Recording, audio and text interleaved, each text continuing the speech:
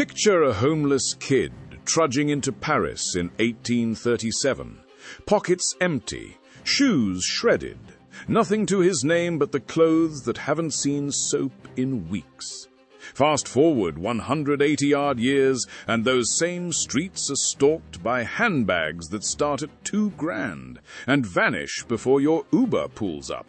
How'd we get from zero to, sorry, we're on a wait list? Tonight, we're leafing through Louis Vuitton's actual playbook. The petty, brilliant, occasionally shady moves that built the most bulletproof name in luxury.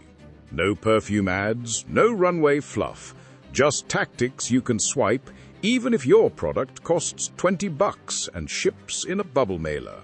The origin move. Build legend before profit. Louis was 14 when he ditched his hamlet in the French Alps.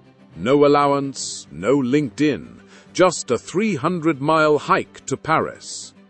He lands an apprenticeship packing wardrobes for the 1% of the 1800s, folding cravats, stuffing petticoats, learning that rich folk despise wrinkles and looking like, well, commoners.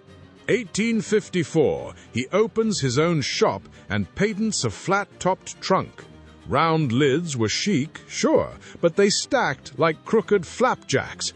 One square redesign, and every duke on holiday suddenly needs a Vuitton. Moral? Solve a micro-problem the wealthy can't stomach, and they'll gossip you into folklore. The Monogram Gambit turned defense into desire.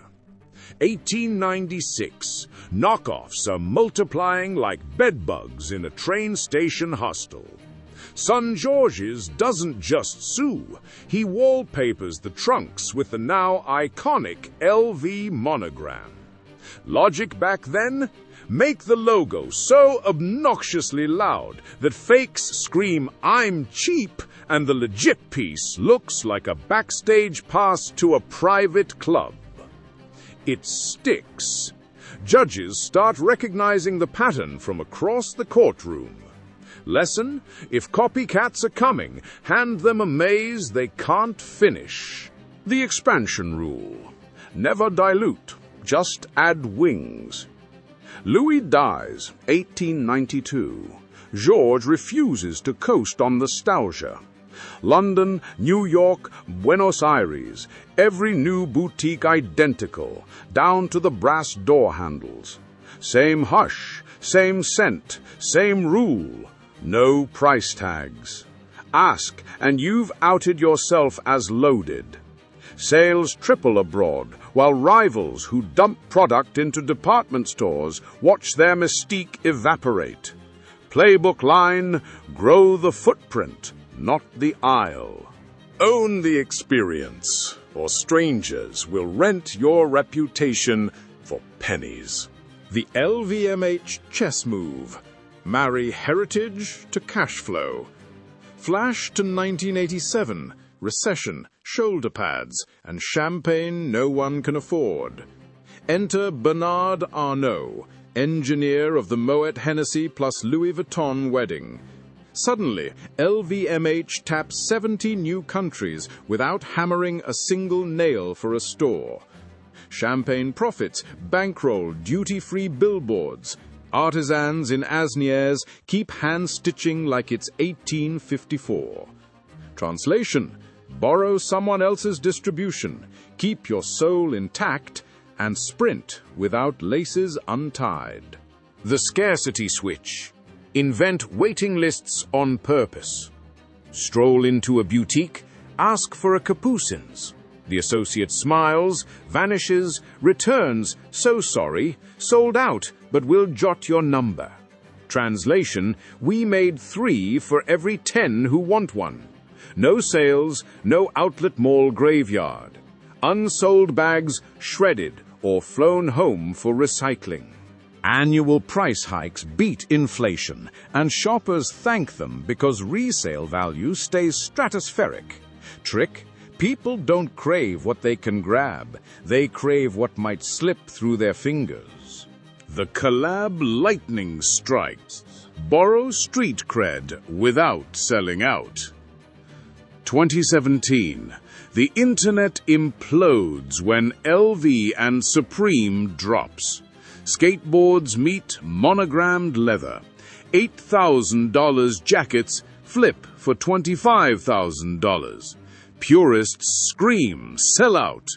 1 week later, traffic to classic monogram handbags jumps 42% among buyers who'd never Googled Supreme before. Collab lasts 12 weeks, then evaporates. Insight: date the edge, don't marry it.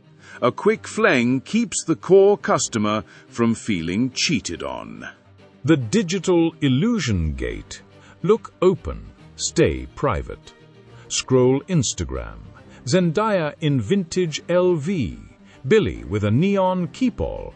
Lisa live streaming an unboxing. Feels inclusive, right? Click shop and you'll hit a velvet rope. Create an account. Maybe even need a client code. Meanwhile, VIPs score AR invites to private shows and one-click concierge on an app you can't download. Moral: let the crowd press its nose to the window. Keep the front door keyed for renters who pay the bills. The craftsmanship receipt. Charge for time, not material. Every workshop manager can quote the stitch hours in a petit mal.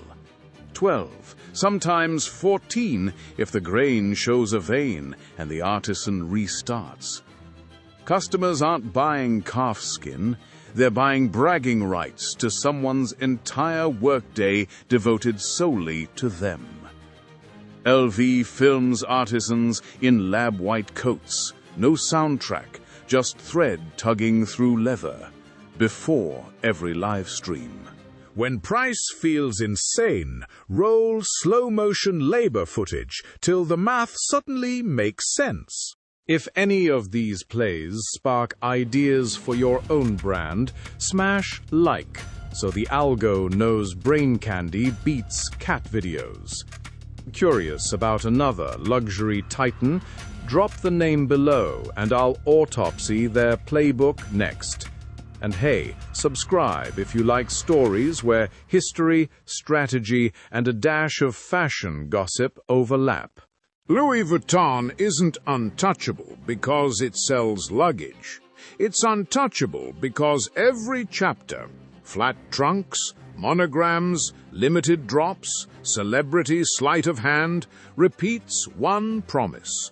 Own this. You're in the club that rejects most applications. Borrow the moves one by one. They still work if your widget costs $20. So, start with legend, guard scarcity, flirt with the mainstream but never put a ring on it, and always charge for minutes, not materials. Do that, and you might become the next thing people line around the block to swear they can't live without.